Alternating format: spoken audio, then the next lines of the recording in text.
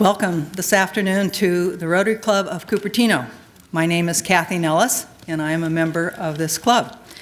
Today, we have a community service program that we would like to share, and that is why it is being televised. It will be televised again on the following dates. Wednesday, October the 12th, Thursday, October 13th at 6 p.m., Monday, October 17th at 8 p.m., and Saturday, October the 22nd to be announced, and Saturday, November 5th to be announced. The Rotary Club is a service organization. We are non-political and do not endorse candidates or take positions on ballot measures. Our goal is to provide an informational forum on important initiatives which are on the ballot on November 8th. Today, the panels will be discussing initiatives A, which have to do with concerning density, B, concerning building heights, and C, concerning setbacks. We have assembled two panels, 3 members on each panel, a panel in favor of the initiatives and a panel against the initiatives. I would like to introduce our panels and thank them for participating in today's event. I would ask our audience to please withhold any applause. We will recognize them at the end of the debate. To my right, the group that is speaking in support of the initiatives. First, to my direct right, is Raj Abhyanker, attorney and Cupertino City Council candidate. To his right, Dennis Whittaker, president of Concerned Citizens of Cupertino, also known as Save Our City. And to his right, Edward Britt, retired and consulting physicist. To my left is the group that is representing those opposed to the initiatives. First, Sandra James, Cupertino City Council member and former mayor. To her left is Paul Fong, to the far left is Paul Fong, professor, trustee of Foothill De Anza Community College. And in the middle is Dave Greenstein, Cupertino Bicycle Pedestrian Commissioner and environmentalist. Our moderator today will be Phil Johnson, President-elect of Rotary Club, also former council member and mayor. Member Phil Johnson, the moderator.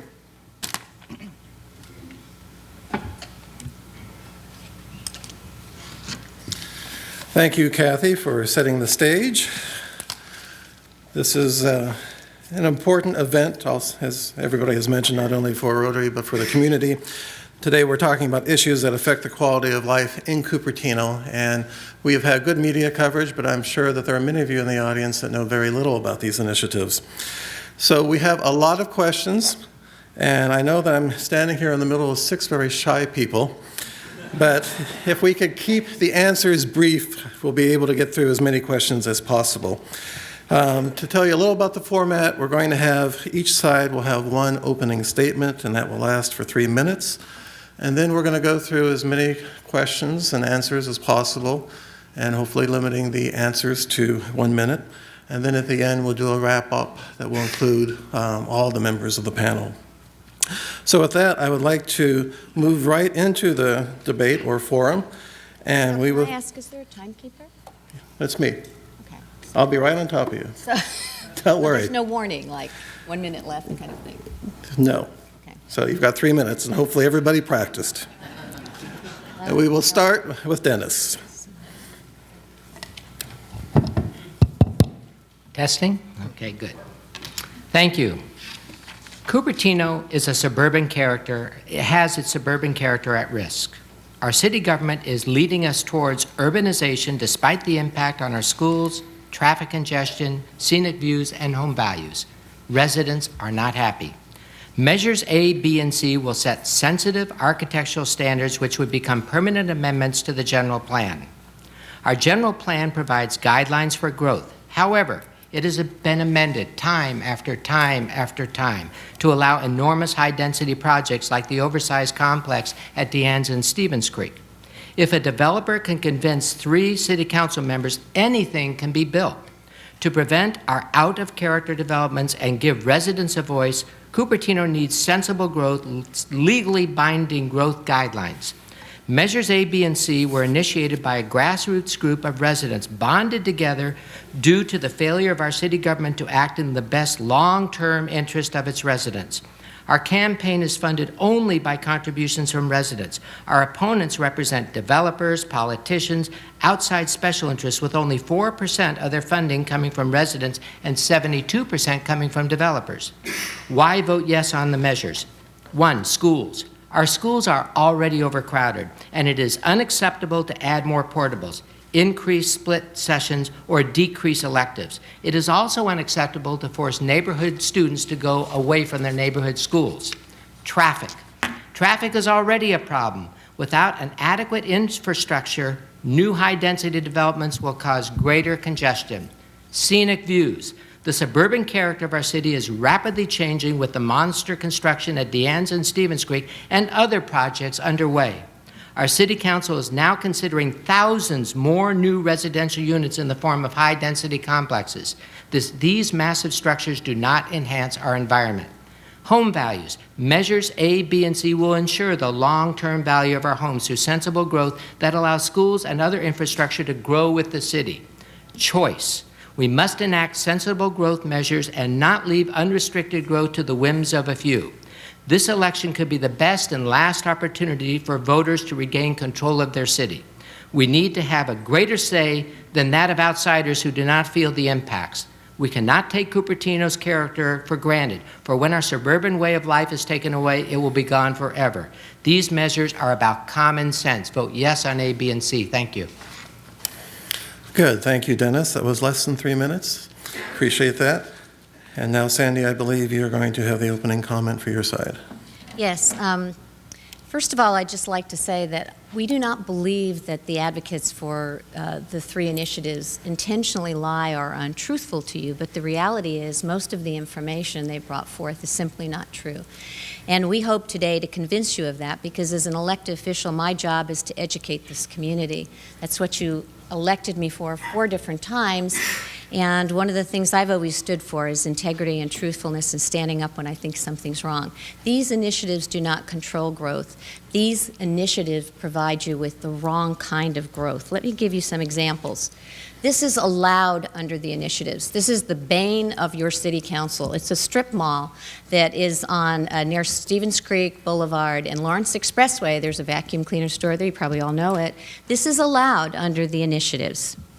Across the street is a beautiful little coffee shop owned by local owners. It is not allowed under the initiatives. You could not have the roasted coffee bean under the initiatives. This is on the corner of Stevens Creek Boulevard and De Anza Boulevard. Boulevards, by the way. They're major thoroughfares. And this particular mall has a very difficult time keeping tenants because retailers want malls that are more current, that are up to the street. People can wander by, but this is allowed under the initiatives. You will get more of this kind of growth, because believe me, you will have growth. You cannot stop growth. But Panera Breads and Pete's Coffee is not allowed. Everybody likes it there. They like the ambiance of seeing people sit out, have a cup of coffee, people ride their bikes, they walk there. That's what this community has asked all of us on the City Council for the 8 years I've been there. You could not have our new library under these initiatives. This library, this beautiful building you're in right now in the plaza, the ability to close off Torrey Avenue and have the Jubilee that we all love, the coming together of community that everybody talks about in Cupertino, is not allowed under these initiatives. You could not have our beautiful senior center under these initiatives, nor could you have the Forum or Chateau Cupertino, where most of our seniors live.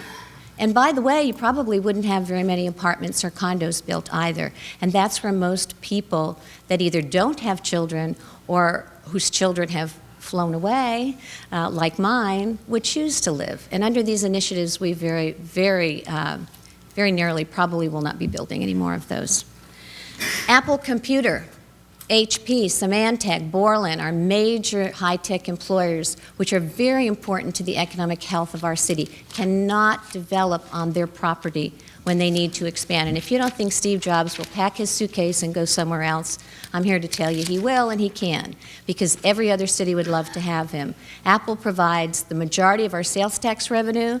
That pays for about half of your law enforcement services, and we definitely don't want them not to have anything to say about their private property rights. So let's look at the poster child for the 3 Cs. We built this corner because the community asked us. It did not come out of 5 city councils' brains. It came out of years and years and years of community input. We want more affordable housing. We want higher density housing. We want it in the center of the city so you can save our suburban neighborhoods and our hillsides, which we've done. Boulanger said that they love where they are. They've increased 50% in their business. 80% of their customers walk there.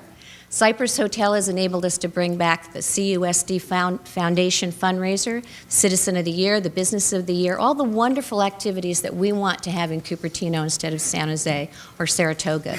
So we want you to join a great variety of people who are against these initiatives. Okay. Sheriff Thank Lori you, Smith, Cindy. and we'll talk about the rest later. Perfect, thank you. So let's lead off with a question then for both sides, some of which has been touched upon a little, but let's bring it out in the open. And I'll be directing questions to Raj, who will decide whether or not he's going to answer it or pass it along to his colleagues, and I'll be doing that on my left-hand side through Sandy as well. So the question for both sides, 1 minute apiece: does adding requirements make it more difficult to attract business to Cupertino? Clearly, the answer is no. Businesses is a broad term. I'm an attorney, and I'm the only one here standing before you who is an attorney. And I can tell you the way that these will be implemented and interpreted by courts is quite different than what you're being led to believe. And I would like to allow Dennis, who's right next to me here, to tell you a little bit more. I think businesses would come here if they had places where people could adequately park. Sandy mentioned La Bongerie. I don't know how many of you have gone to La Bongerie and had to walk 500 feet to get to the place. Same thing holds true with BJ's. How many people have tried to get into BJ's, or how much traffic has been backed up behind BJ's where you can't get in? Same thing holds true with Subway or at Trevina. Where are you going to park? You have to park in the business section next door to get to it. So we need some controls so we can allow decent projects in Cupertino that can thrive and not be restricted. Thank you. Paul wants to answer this one. My good friend Kathleen King is the mayor of the city of Saratoga. They have one of these initiatives, which is a setback initiative, and if it deviates from that, it has to go out to the voters.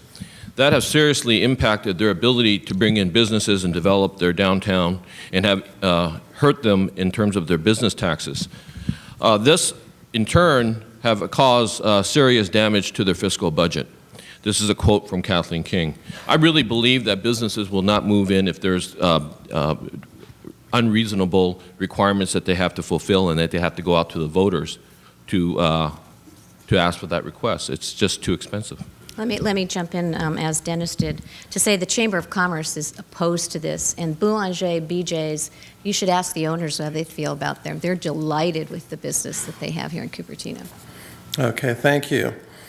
So next question I'm going to direct to Sandy, since you held up the flyer earlier.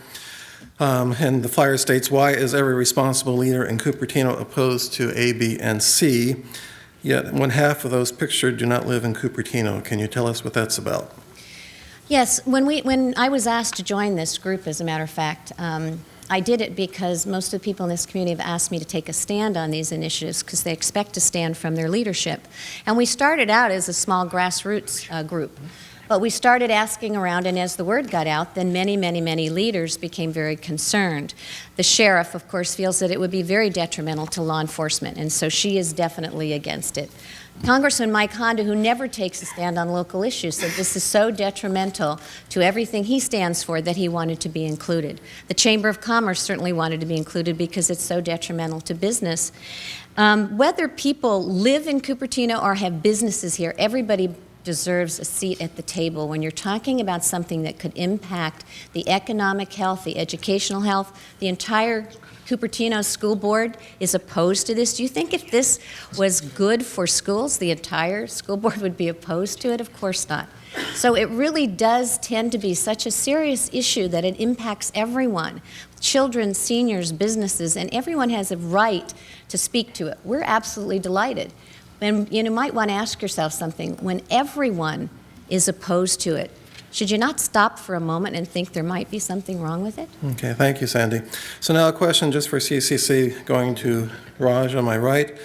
One of the initiatives does deal with setbacks. Why a 35-foot setback, especially since Stevens Creek is already at 30 feet? Because that's reasonable. That's reasonable in line with the many cities in California, many structures in our city, and Ned will clarify it further. Contrary to what the opponents have said, the parameters in these initiatives are not extreme. They're typical of previous general plans and area-specific general plans, such as the plan for the entrance to the city on North De Anza Boulevard. They're also typical of the attractive areas in our city, and they were chosen and for that purpose.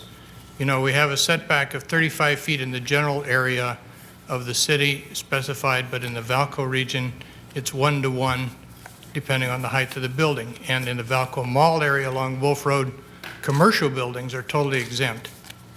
What's really extreme is the large, high-density, out-of-character buildings that have been proposed. And if it were to continue, they would be right up against the streets, creating urban canyons.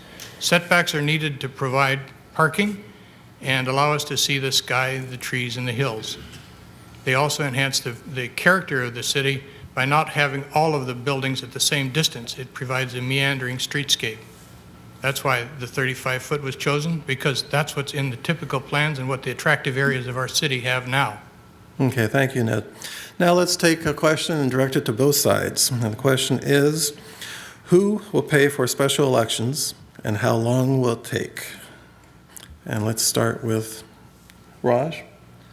The general rule will be the builder or the developer, not the city. And then I'll let Ned clarify further when exceptions to that rule make sense.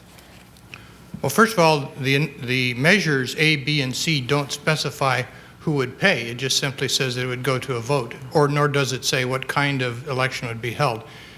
Opponents have tried to claim a special election would be required. That's not true. Any election would be acceptable under those terms. So the question is, who would pay for special elections? The answer to that is that no one, the taxpayers would not be forced to pay, nor would the city. The city could elect to pay for the election if they wanted to attract someone attractive like another Apple or something of that nature. But they wouldn't be required to do so. They could ask the developers to pay for it themselves. And the second part of the question was, how long will it take? How long would the process take? Well, there are several things about that. Depends on where it is in the election cycle. Developers might pool their exceptions to these things and have them on a single ballot. Typically, a big project takes several years, and we almost always have a regular election within a couple of years. They could have it sooner than that. It would probably take at least 88 days to get it on the ballot if they took it as a special election. And finally, the election could be held by mail if that were chosen. So how long, it kind of depends on what election it is. Okay, thank you, Ned. So now to you, Sandy. Paul wants to answer this one. I serve as president of the board for the Community Housing Developers. It's a private, nonprofit, affordable housing development. I just volunteer my time. This is a project that we developed in 1997 in Cupertino. It's called Stevens Creek Village. This does not comply with any of the initiatives. Currently, we're looking at a site right next door to add 22 units that look just like this on the corner of Tantau and Stevens Creek. And again, if these initiatives pass, we can't put it up. In fact, if the initiatives pass, I think it only allows about 2 or 3 units. And so we could not make it work unless we have 22 units that look like this. Now, I can speak for affordable housing developers. No one in their right mind will go for an election to pay up to $600,000 to get approval. And so essentially, all affordable housing, and this is a low-income housing project, which is for a family of 4, of under 120,000, which is equivalent to 2 teachers midpoint in their career. You will not see any more low-income housing in the city of Cupertino.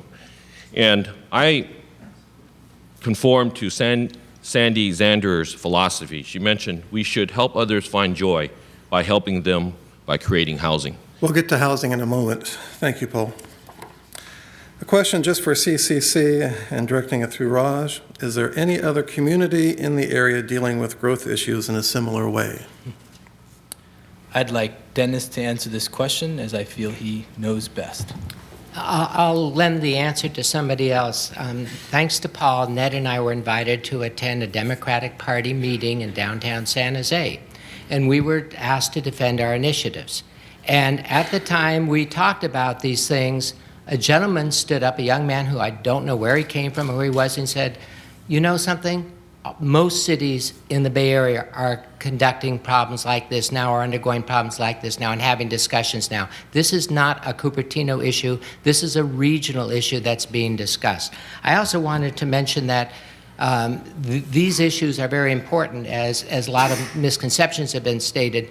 One of them was that mixed use isn't a part of this. Well, mixed use, nowhere in the initiatives does it say mixed use are not allowed. And it says, somebody had just said that no below market rate housing would be allowed. We're not in our initiatives cutting out below market rate housing. It's up to the builders to build according to the initiatives, and you get as many below market rate housing as the initiatives will allow. They're not cutting them out. I wanted to correct that. Okay, thank you, Dennis. A question for the other side. Specifically, why do you feel these initiatives are bad for the environment? Sandy? Let me give that to David. These initiatives are bad they're really harmful for the environment. And just to go back, when we first put this group together, Advocates for a Better Cupertino, was a group of residents. And as residents, we were very concerned about these. So we went to the environmental groups, and the environmental groups immediately told us that this is going to be bad because it's going to create more traffic. The reason why it caused more traffic is because strip malls and all of the buildings that is acceptable by these initiatives, like Walmart, all these create more traffic. They create more air pollution. And also, by creating this type of development in the valley, we just push all of our development into the hills. So the views that Dennis and Raj and they're talking about, all those views are going to eventually be just houses up there. They're going to be roads and houses. And that's why the environmental groups like the Sierra Club, the Greenbelt Alliance, the League of Conservation Voters, these people really care about the environment, and they came on board. So if you're looking for who is supporting us, it was very easy to get these people on board because it hurts the environment with this type of development. Okay, thank you very much. Question for CCC. Would you have supported or opposed the Cypress Hotel and Verona apartment project on Stevens Creek in De Anza? Raj? I'll take that. You know, first of all, the environmental question, this has nothing to do with the environment.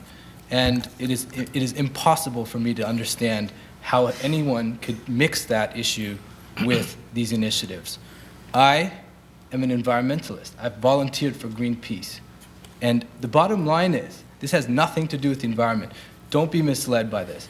I am part of the Asian American Democratic Leadership Council with Ro Khanna, Nancy Pelosi, and Mike Honda. I met with them. I met with Mike Honda specifically, and I asked him, do you know what's going on with these initiatives? He said, well, I think they're better for the environment. They got nothing to do with the environment. Most of the time, environmentalists don't like growth.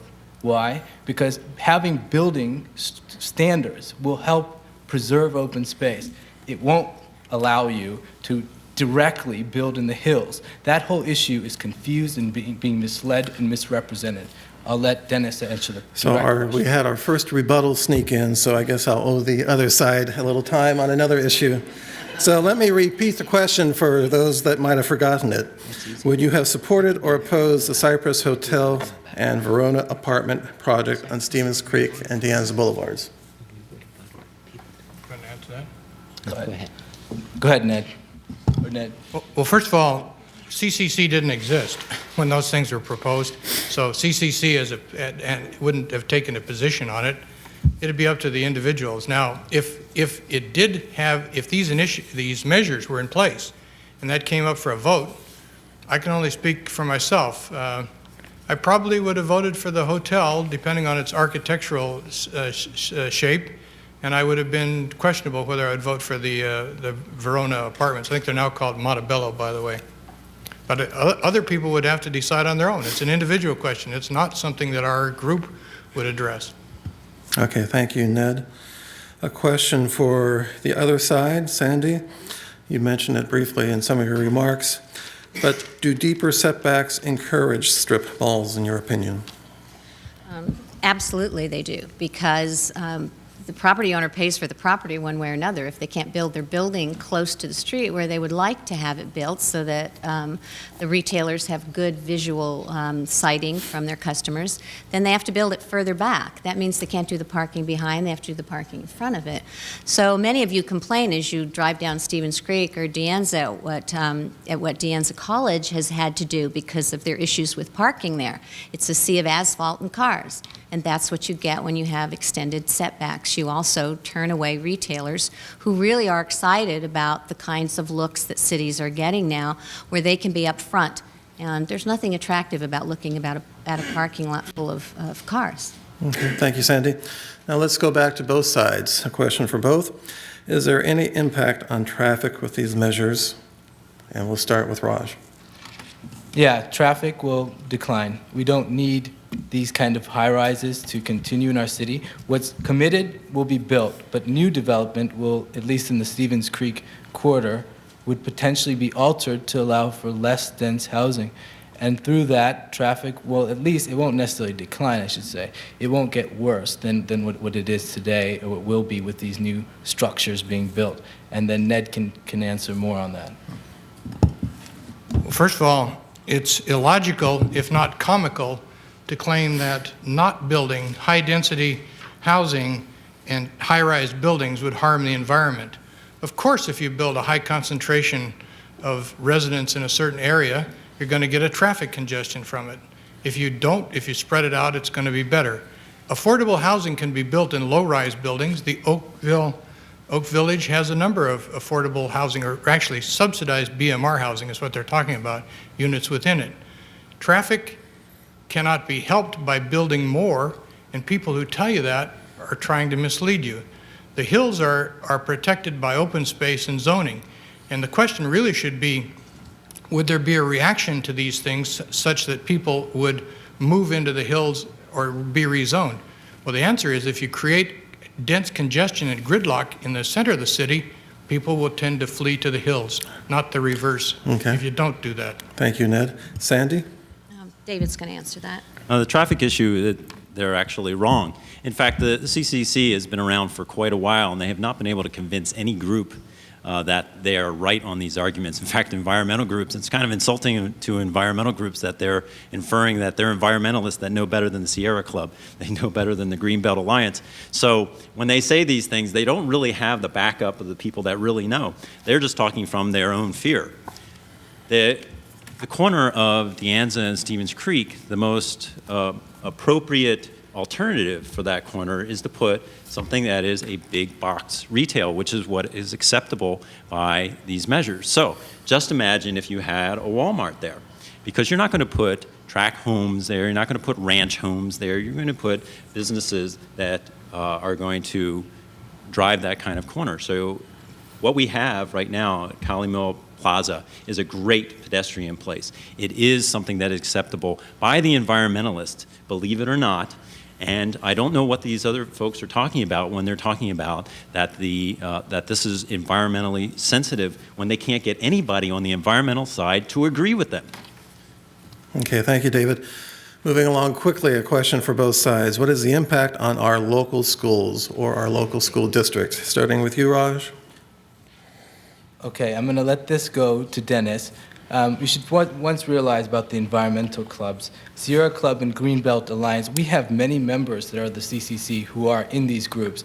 The local chapters, who are, in my view, influenced by these developers, may not support these initiatives. But largely, the national organization has nothing or no care of these issues. And furthermore, if they do and they realize the implications, I can guarantee many would support them. And let me transfer the school issue to Dennis. So Dennis, you have who's 30 seconds. The schools are already overcrowded now. Monte Vista has more than they need. Other schools are getting that way. The more population you bring in, the more you're going to have an influence on those schools with less curriculum and all the other restrictions that are going to be forced on them. Common sense says, if you can control the growth, you have a better chance of having a decent school system. If you unlimited, unrestricted growth, you have a lesser chance of taking care of those problems. Thank you. Thank you, Dennis. Sandy? Yes, I'm going to take this one. As a matter of fact, I think it's insulting to the school districts to assume that you know more than they do. Both of the school districts, all three of our school districts, have said that they are proponents for smart growth, for higher density growth. The Montebello Apartments, which is, like I said, sort of a poster child for the 3 Cs, has one high school student, because people that have children don't tend to buy into attached higher density housing. That's one of the reasons the environmentalists like it, and the housing people like it, and the school districts like it also. The elementary school district, their entire board is in favor of it. Every project that comes to the City of Cupertino goes to the individual school districts for feedback on, can you handle this? Do you have room for growth? And they give us a yes or a no. And the opposite side on this keeps telling you that the schools are crowded, that they're busing students, that they don't have enough room. The reality is the leaders in the school district say that is not true. Thank you very much, Sandy. Next question, both sides. Would Valco be able to have a new hotel and new theaters? Raj? I will let Ned answer that question. Well, first of all, Valco does have already building the new theaters, and there were specific exemptions put in for commercial buildings 500 feet each side of the center line of the Wolf Road corridor where the Valco Mall is, where in that region, commercial buildings are totally exempt in height or setback. They can even overhang the street like the bridge that's there. And we consulted with the people in Valco to do that. So the answer is yes, they could do that. If they had a mixed-use facility, however, that includes residences, they would have to comply with the density requirement of 30 units per acre, which is still quite dense. The answer is yes, it could be done in any size and shape, but it couldn't be built in unlimited height if it's a mixed-use facility. Neither of those would be mixed use, as I understand. Thank you, Ned. Sandy? I've been asked to take this one by my group here. As a matter of fact, I've worked real closely with the owners of Valco, and at the Rotary meeting last week, if those of you who were here, Mike Rohde did a presentation, and he answered the question, will these initiatives adversely affect the theaters and the growth at Valco, enlivening and invigorating that center? And he said, absolutely, and they absolutely will.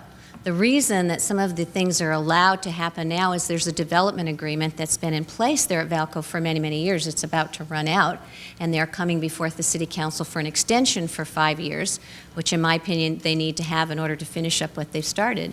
But the theaters, which everybody's asked for, in order, he's point blank said, in order to get the Gap, to get the bookstores, to get the American Eagle, to get the stores that this community has said they want at Valco, the invigorated, exciting center that you want where you can go and spend your money, the restrictions that are placed upon Valco by these initiatives, well, the people who wrote them think they have excluded them. They have not excluded them.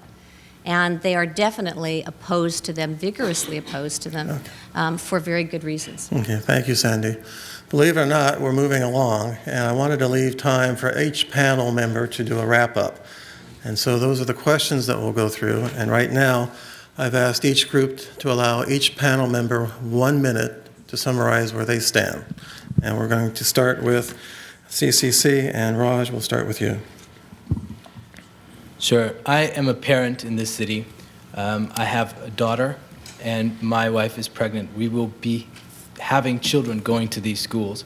If you want your schools to stay strong, and you want people in our city with a long-term commitment to staying here, you don't want to build high-density housing, because the people moving in aren't necessarily going to be long-term committed to our city. Affordable housing, the whole thing's a hoax. Don't believe it. We have plenty of affordable housing in this city. There's a movement to convert affordable housing into condos. Affordable rents of $1,500 a month for a 2-bedroom, 2-bath are being transformed into 1-bedroom or 2-bedroom condos that sell for $500,000, where a person has to have a mortgage of $3,500. I've been a renter in this city. I've been a homeowner in this city. And I can tell you, Right now, it's not the best time to discuss these affordable housing issues, especially if you're against these initiatives. People for these initiatives are for affordable housing. We have it in rental housing. There's a movement to convert it. Thank you, Raj. Okay, go Let's ahead. move on to Dennis. Thank you. I want to thank the Cupertino voters who supported for our efforts by signing the petitions to get measures A, B, and C on the ballot. There are nearly 5,000 of you out there. We urgently need you to vote for the measures, and we also ask the rest of the Cupertino residents to vote in favor of the measures. Don't be misled by political rhetoric of our opponents. The architectural standards of density, heights, and setbacks in these measures would preserve the wonderful suburban character for our city. Measures A, B, and C would help with problems of overcrowding in our schools. Vote for the measures to help maintain our environment by preventing further traffic congestion while preserving scenic views. I urge you to look at the city website and examine the donor list. Look at all the developers and outside interests who are supporting the opposition. And by the way, you'll also notice that only Cupertino residents, your friends and neighbors, are supporting measures A, B, and C. Visit the website for CCC at www.cupertino.cc to fully understand the measures. Remember that each of them is separate and you can vote for them individually. Thank you, Dennis. And Ned. I'm holding up a copy of a brochure that shows the pictures of our opponents.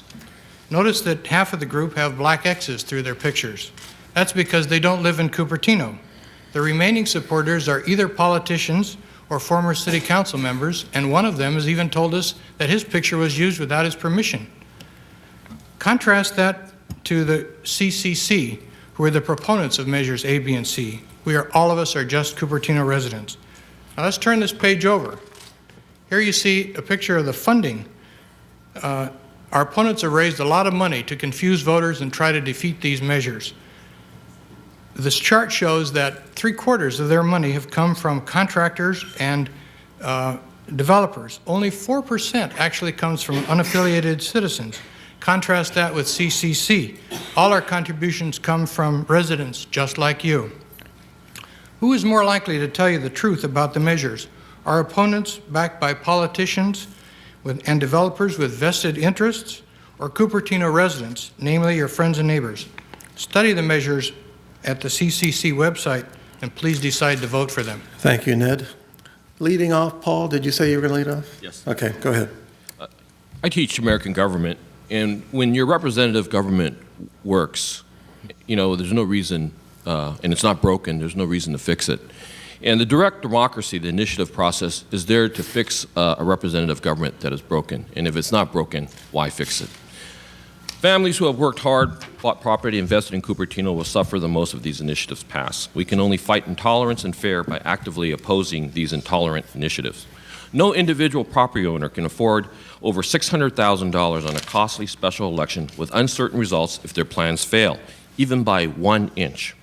To conform to these arbitrary and inflexible limits. Voters don't have time to read every environmental impact report for every project.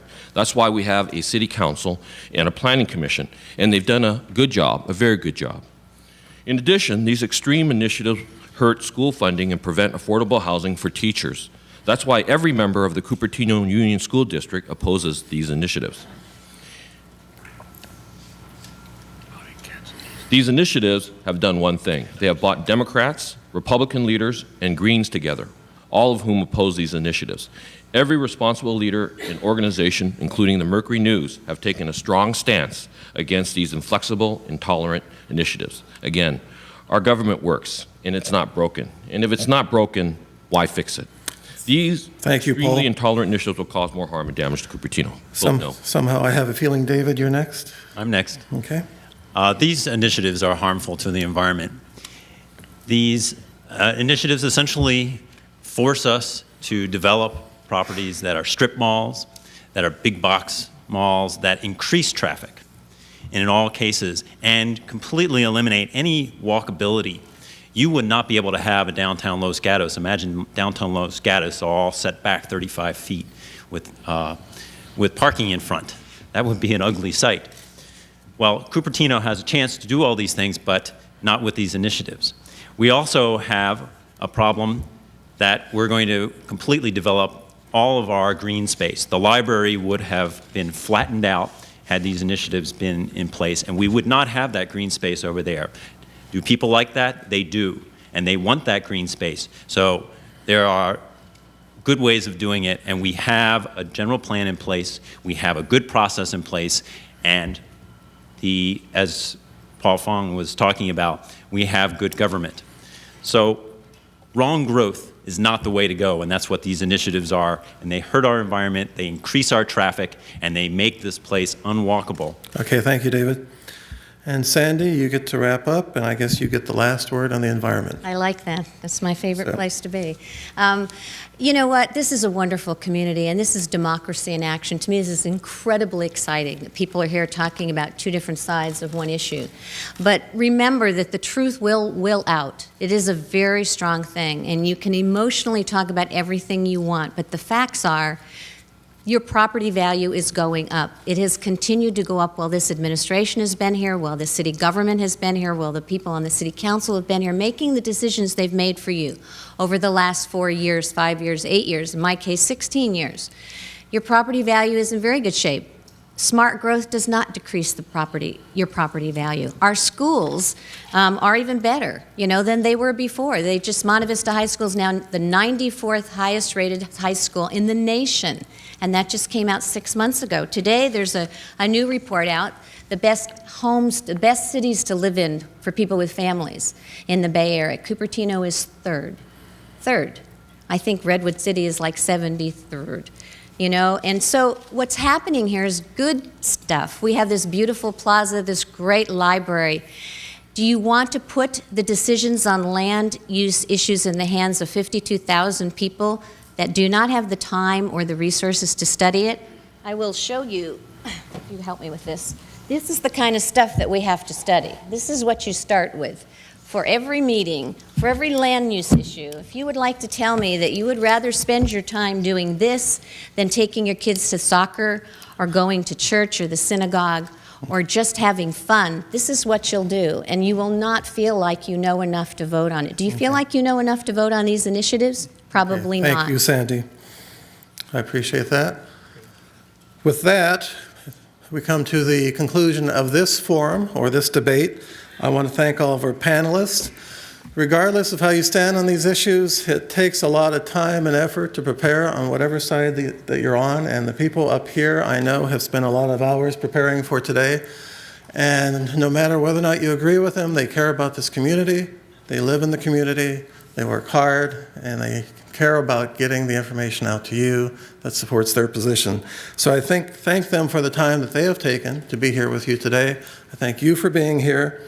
And I will turn this meeting back over to Richard.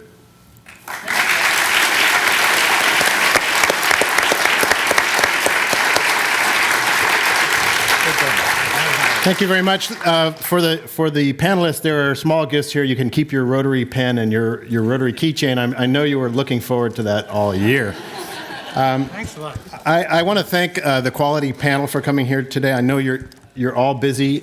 We really appreciate that you've taken the time to present your views. I want to thank Phil, especially. You did a great job, Phil. It's not easy with a bunch of politicians up here anxious chomping at the bit to get their piece in. So thank you very much, Phil. So I think if we could close with just a round of applause for our panelists today, I'd appreciate it.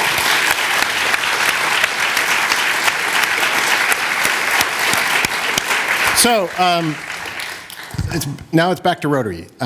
Next week's meeting, as was discussed earlier, we'll have our 6 city council candidates up here, and you'll have a chance to see them in action and question them and see how they respond. And it should be another very exciting meeting. I love these kind of meetings. I find them interesting. I learn things. I watch skilled people present their views and appreciate it. So I hope you'll come back next week and bring your friends. And in the meantime, remember that Rotary is about having fun serving others. So thank you for coming.